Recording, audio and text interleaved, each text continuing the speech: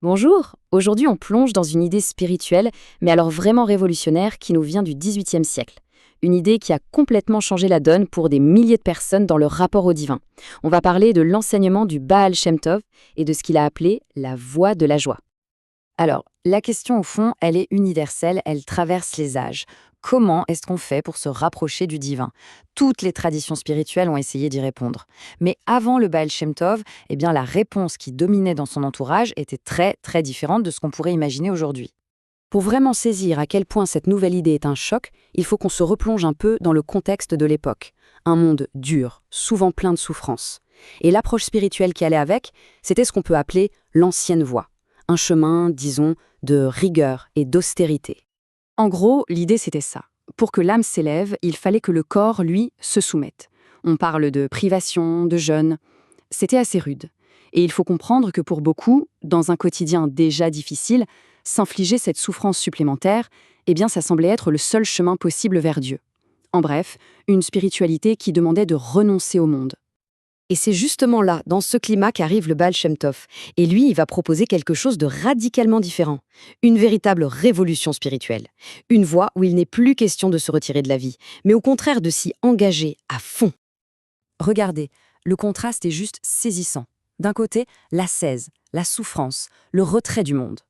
Et de l'autre, la joie. Et surtout, cette idée incroyable de s'élever à travers le monde, pas en le fuyant. Pour le Baal Shem Tov, le corps, la matière, tout ça, ce ne sont plus des obstacles. Au contraire, ça devient des tremplins vers la spiritualité. Et attention, hein, ce n'est pas juste une belle idée en l'air. Non, ça se traduit par des pratiques très concrètes. La spiritualité devient joyeuse. On chante, on danse pour élever son âme, on partage des repas de fête, on renforce la communauté, et au cœur de tout, il y a l'amour de son prochain. La joie devient carrément une forme de service divin. On arrive maintenant au noyau philosophique de tout cet enseignement.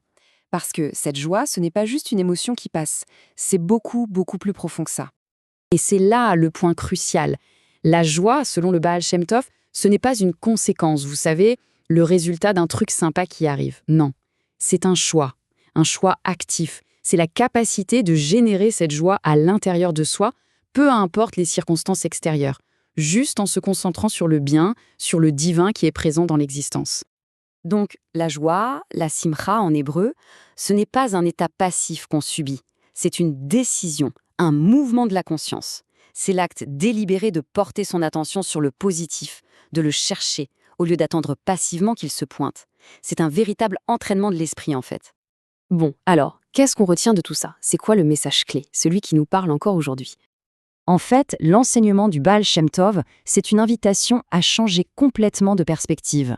Plutôt que de rester bloqué sur ce qui manque, sur la culpabilité ou la tristesse, il propose de se focaliser sur l'étincelle de divin, de bonté, qui pour lui existe en chacun et en chaque chose. C'est passer de l'autocritique permanente à la reconnaissance de sa propre valeur. C'est énorme. Et on termine avec cette question, qui nous ramène directement à notre vie de tous les jours. Cette idée que la joie, finalement, ne serait pas quelque chose qu'on attend, mais plutôt quelque chose qu'on cultive activement. C'est une pensée vraiment puissante. C'est une interrogation qui nous invite tous à réfléchir sur la véritable source de notre bien-être.